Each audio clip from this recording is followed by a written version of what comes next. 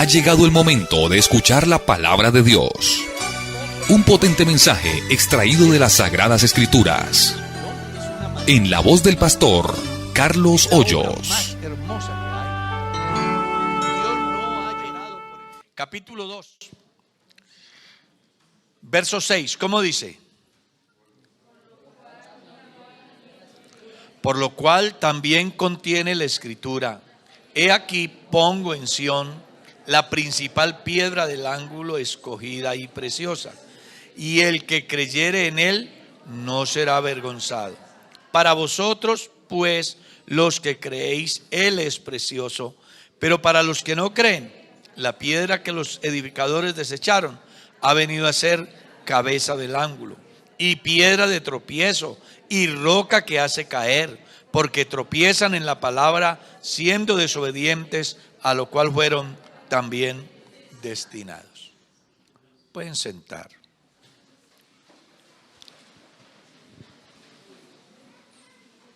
En la carta a los Efesios, en el capítulo 2, el versículo 20, ustedes leen: edificados sobre el fundamento de apóstoles y profetas, siendo la principal piedra del ángulo, ¿quién?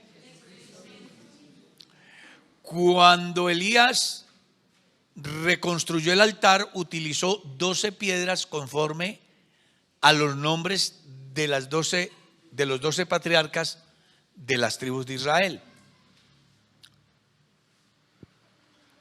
Eso como para hacer caer en cuenta al pueblo en los tiempos de Elías cuáles eran sus cimientos, cómo habían sido edificados, cosa que ellos habían olvidado. Luego el apóstol Pedro dice que nosotros somos piedras vivas. Si ustedes leen el versículo 15, dice: vosotros también, como piedras vivas, del capítulo 2 estoy leyendo de la primera carta del apóstol, vosotros también, como piedras vivas, sed edificados como una casa espiritual y sacerdocio santo, para ofrecer sacrificios espirituales aceptables a Dios por medio de Jesucristo. O sea que cada cristiano, en ese orden de ideas, es una piedra. Ojalá que no sea una piedra de tropiezo, sino una piedra ¿qué? Viva, la cual tiene una finalidad muy grande, y es dar cumplimiento a lo que Pablo escribía: formar parte del edificio que tiene una cimentación bien interesante en unas piedras que son de renombre, como eran los apóstoles, teniendo en cuenta que la principal de todas es Jesús. Jesús le dice a Pedro, después de que él declara: tú eres el Cristo, el Hijo del Dios viviente. Jesús le dice a Pedro: no te lo reveló carne ni sangre, sino mi Padre que está en el cielo. Y a ti te digo que tú eres Pedro, que quiere decir pequeña piedra. Y luego dice: y sobre esta, no sobre Pedro, sino sobre esta roca o piedra, edificaré mi iglesia, y las puertas del Hades no prevalecerán contra ella. Dejando ver que en el campo del cristianismo, cuando los creyentes son fundamentados en Cristo, y de alguna manera lo que llamamos en los gaviones, ¿usted sabe qué es un gavión? No. Es un muro de piedra que se hace a la orilla de las carreteras para que la tierra no tape la vía. Se llaman gaviones, es con piedra que se hace, y una malla. Entonces, así nosotros venimos a ser como esas piedras que cuñan. Sí, porque lo que hacen esos gaviones es cuñar una piedra con otra, haciéndose fuerte de tal manera que soportan la presión de la tierra y evitan pues las erupciones y que se hagan daños mayores. Así nosotros en esa condición debemos de ser ese edificio que comienza en ese orden apostólico, teniendo en cuenta que Jesús es la piedra del ángulo o piedra de la esquina, porque piedra angular quiere decir piedra de la esquina. Los que saben de construcción tienen conocimiento que donde hay una esquina es como si hubiese una columna, hace fuerza. Ya no es lo mismo una pared en línea recta que una pared con una escuadra. La línea recta, una pared es muy vulnerable, pero si tiene una escuadra, esa pared resiste más. Jesús es la piedra de la esquina o la piedra del ángulo, donde el edificio se sostiene. Y ese edificio es la iglesia. Esta misma piedra que se convierte en esa estructura, columna vertebral para la iglesia, que es el cuerpo de Cristo, es también la que los llamados edificadores desecharon. ¿Quiénes eran los edificadores? Los fariseos, los que contemplaban la ley, los que guardaban la ley, los que conocían las ceremonias, el campo ceremonial, los que conocían todo el área civil, todo lo que tenía que ver con la normatividad de la ley de Moisés. Ellos que se creían los sabiondos. Usted recordará que en esa cultura un israelita es instruido en la ley de Jehová. Un niño de 8 años ya se sabe el Salmo 150 de memoria. ¿Ya? Se sabe el Salmo 119 de memoria. Porque a ellos les enseñan desde niños que la ley de Jehová es perfecta, que convierte el alma. Ellos tienen en cuenta Deuteronomio 6, las palabras que yo te mando hoy las repetirás a tus hijos y a los hijos de tus hijos. Así que ellos se levantan con una estructura bien definida en el campo del conocimiento del Dios al cual ellos adoran, creen y, por supuesto, esperan que venga a establecer su reino.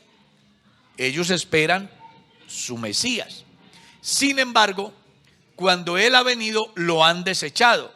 San Juan capítulo 1 dice: a lo suyo vino y los suyos ¿qué? No le recibieron. Cuando uno lee la carta a los romanos, descubre que el endurecimiento que tuvo Israel trajo un beneficio para nosotros. Dios en su providencia le plació que en el momento que ellos lo rechazan, dice: seré buscado por gente que no, seré encontrado por gente que no preguntaba por mí. Ese pueblo, Jesús llegó a ser piedra de tropiezo. La razón, porque Jesús dio unas declaraciones que eran bastante interesantes con relación a su deidad.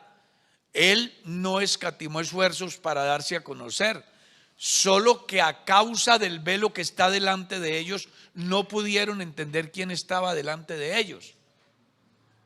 Pero Jesús se les declaró más de una vez, diciéndoles: yo soy la luz del mundo, yo soy el pan de vida, yo soy la resurrección, yo soy la verdad, yo soy la vida, yo soy la luz del mundo, yo soy el que soy.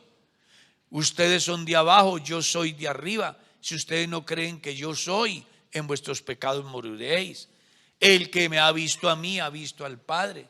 ¿Cómo se les ocurre preguntar por el Padre? Si me conocen a mí, también a mi Padre conocerían. Y desde ahora le conocéis y le habéis visto. O sea, Jesús se desnudó su deidad ante el pueblo para que lo conocieran.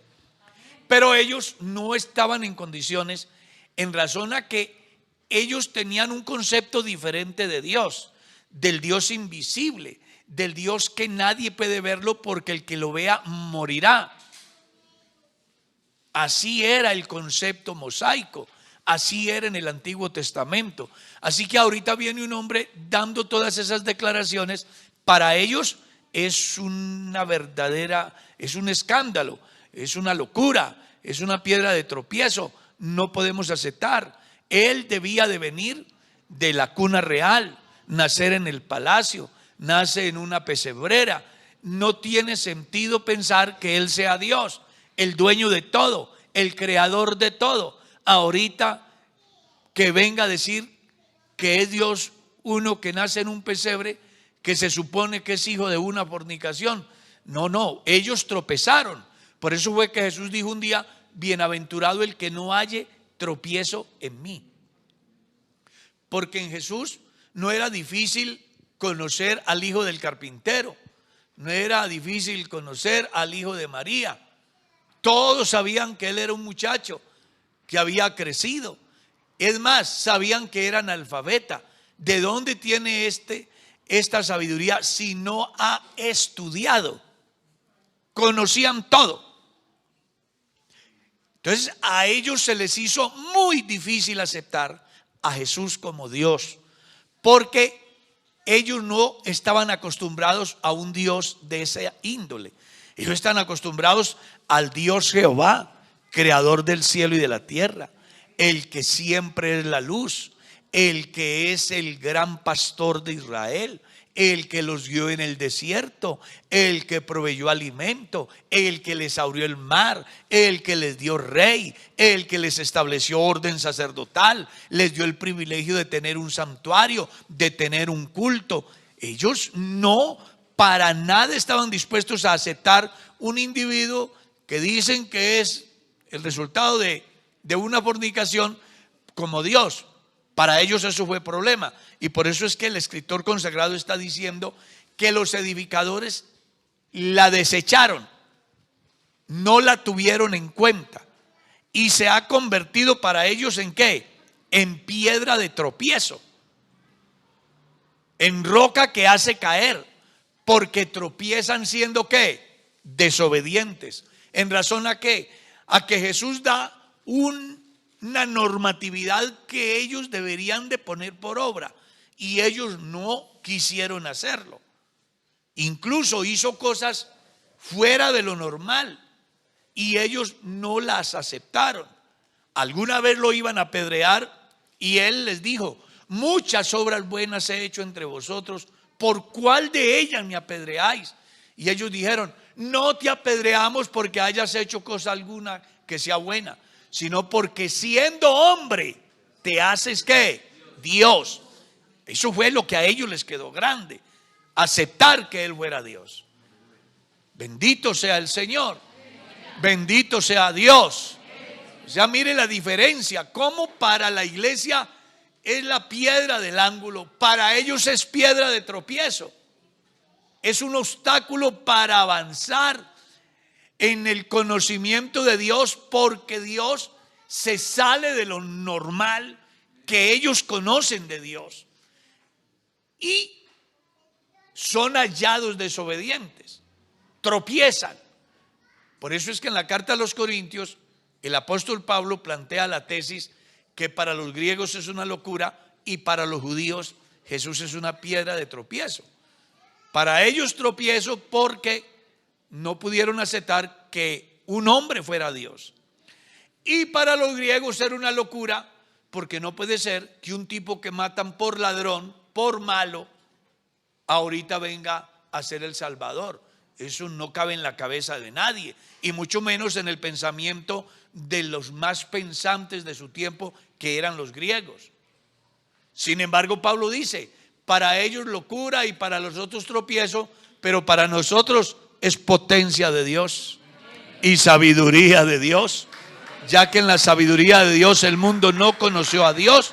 Le plació a Dios salvar a los gentiles por la locura de la predicación del evangelio. Usted verá si alaba al Señor, hermano.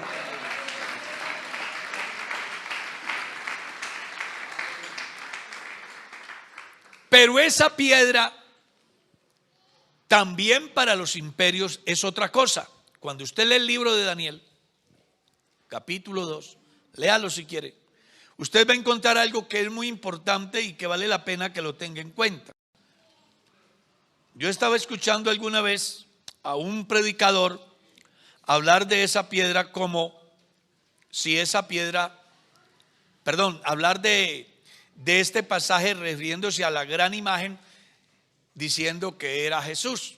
Pero cuando usted lee bien, descubre que la imagen no es Jesús. Leamos desde el verso 31 al verso 35. Tú, oh rey, capítulo 2 del libro de Daniel. Tú, oh rey, veías, y aquí una gran imagen. Esta imagen, que era muy grande y cuya gloria era muy sublime, estaba en pie delante de ti, y su aspecto era terrible. El mirarla causaba terror. La cabeza de esta imagen era de oro fino, su pecho y brazos de plata, su vientre y sus muslos de bronce, sus piernas de hierro, sus pies en parte de hierro y en parte de barro cocido. Estaban mirando hasta que una piedra fue cortada, no con mano, e hirió a la imagen en sus pies de hierro y de barro cocido, y los desmenuzó. Entonces fueron desmenuzados también, ¿qué? El hierro, el barro cocido, el bronce, la plata y el oro, y fueron como tamo de las eras del verano, y se los llevó el viento sin que de ellos quedara rastro alguno. Pero la piedra que hirió a la imagen fue hecha un gran monte que llenó, ¿qué? Observe ese pasaje. Habla de los 7 imperios que se dieron, o que Daniel tiene la visión de esos 7 imperios, que cada uno tenía una característica en particular. Pero lo que más me llama la atención es que la piedra que es cortada no con manos es Jesús. ¿Por qué la roca o la piedra no cortada con manos?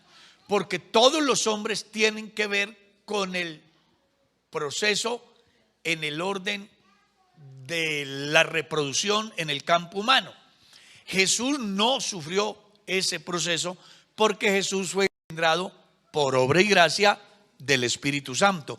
Por eso no es por parte humana, sino que viene de arriba. Usted recordará que el ángel le dice a José en el capítulo 1 del Santo Evangelio según San Mateo: no temas en recibir a María, tu mujer, porque lo que en ella es engendrado del Espíritu Santo es.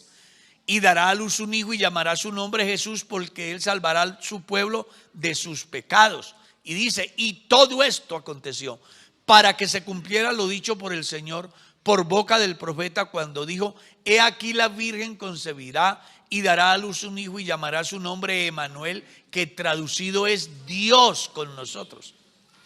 Esta roca maravillosa, que es la piedra de la esquina para la iglesia, que es donde tropezó el pueblo de Israel, es la que desmenuzará todos los imperios del mundo. El que esté sobre esa roca estará seguro, soportará los embates de la naturaleza y de las fuerzas sobrenaturales que vienen del mal. Nada ni nadie lo podrá mover. El que no quiere obedecer tropieza siendo desobediente, como el pueblo de Israel. Y en el caso de los sistemas imperiales del mundo, que se ubicaron cada uno de sus caudillos como Dios, decidiendo sobre el destino de la gente, decidiendo sobre el destino de la humanidad, sin tener en cuenta a Dios. Usted lee la Biblia y Faraón fue uno que dijo: ¿quién es Jehová? Nabucodonosor fue otro que dijo: ¿y quién es Jehová para que yo crea, para que yo le obedezca? ¿Quién es él? No sé quién es él. Esa gente que nunca quiso aceptar esa verdad, esos imperios que incluso hoy no quieren aceptar esa gran realidad que se llama Dios, esos sistemas políticos que sacan a Dios del escenario van a ser desmenuzados, porque es la roca que cae y a quien le cayera encima, dice, lo desmenuzará. Usted tiene una bendición muy grande, está sobre la roca eterna de los siglos, que es Cristo.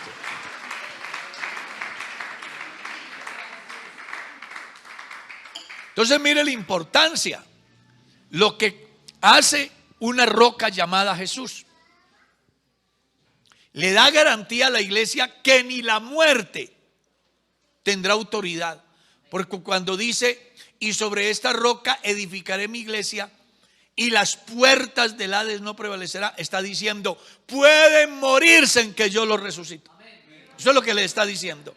Pueden morirse en que yo los resucite. Las puertas del Hades no van a tener autoridad sobre los cristianos. ¡Qué bendición! El que se edifica en él dice que nada lo va a poder mover. Él es la piedra principal. Pero aquellos que no creyeron, que lo tuvieron en poco, recibirán las consecuencias. Por eso usted y yo, en medio de una sociedad perdida, donde hay unos que tropiezan y otros que niegan, saber que usted en medio de todos ellos está firme, está en un fundamento sólido, que ni el diablo podrá arrancarlo de ahí, que nada ni nadie podrá dañarle su esperanza en la medida que usted esté ahí. Hermanos, somos privilegiados porque Él es nuestro guardador, Él es nuestra sombra a nuestra mano derecha, Él guardará nuestra salida, Él guardará nuestra entrada. Caerán a tu lado 1000 y 10,000 a tu diestra, a ti no llegarán. Con tus ojos mirarás y verás la recompensa de los impíos. Cuando uno mira la historia de la humanidad, Venezuela, incluso Colombia y todos los países que en un momento determinado tuvieron en poco al pueblo de Dios, ¿cómo están hoy? ¿Cómo están hoy? Porque hay algo claro: cuando la gente no tiene en cuenta a Dios, terminan mal.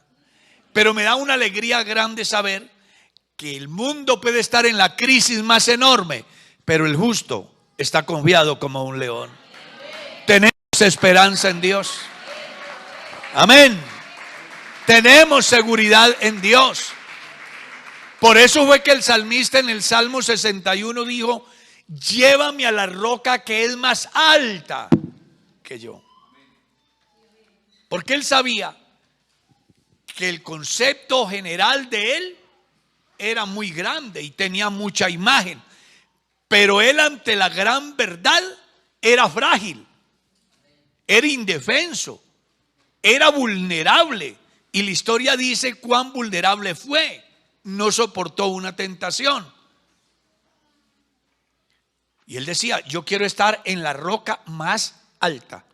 Y esa roca es la que siguió al pueblo de Israel en el desierto. Y la roca que le seguía era Cristo. Así que hoy estamos completos, seguros, que cuando el viento del pecado venga contra usted, diga: nada, no nada me ha de mover. Estoy en la roca eterna de los siglos. Que cuando venga el embate de la duda, usted diga: nada, nada me va a mover. Estoy en la roca eterna.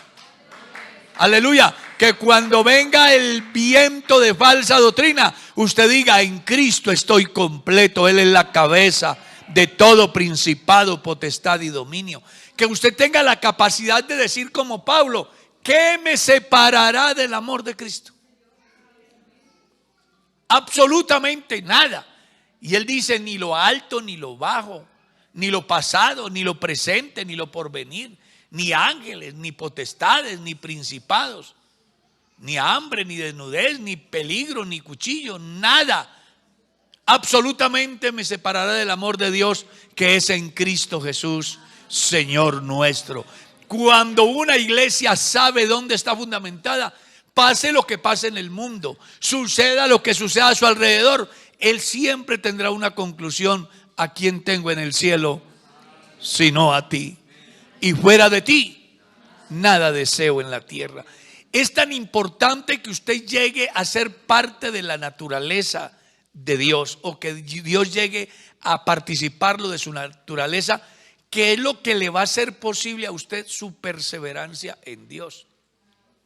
Más allá de que usted sea humano, más allá de que usted sea débil, más allá de que la tentación esté siempre rondando, más allá de que el diablo como león rugiente esté buscando a ver cómo hace daño, la gran verdad es que cuando usted participa de la naturaleza divina, antes de resbalar, hay algo muy dentro de sí que le dice: no puedes.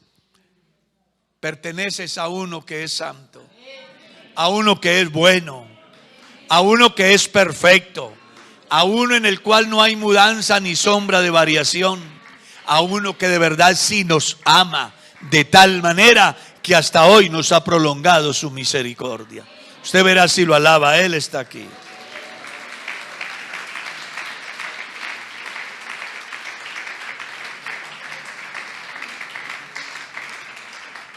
A su nombre, gloria. En síntesis, digamos, una iglesia fundamentada en Cristo es una iglesia victoriosa, permanente. La iglesia hasta hoy ha llegado porque ha sido fundamentada en el fundamento de apóstoles y profetas, siendo la principal piedra del ángulo Jesucristo mismo. Los movimientos que son fundamentados en otras teorías son muy vulnerables. Son como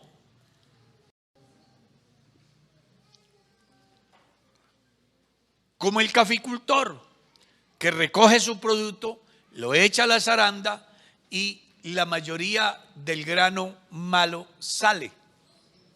Y son muy pocos los que perseveran. Y los pocos que perseveran, Dios trata con ellos y los saca. Es un río de gente que llega y que va, que llega y que va. Pero me he dado cuenta yo, por 45 años, que me encuentro con creyentes que creyeron el mismo día que yo creí. Y ahí están. Creyentes que se bautizaron hace 50, 60 años y ahí están. Y uno dice, ¿cómo ha sido posible? Solo hay una respuesta, es que fueron edificados sobre la roca inconmovible de los siglos, que se llama, si usted está en Cristo, está completo. No necesita más, lo tiene todo. El que tiene al Señor Jesús en la vida, lo tiene todo. ¿Quieren dar gracias? ¿Quién da gracias?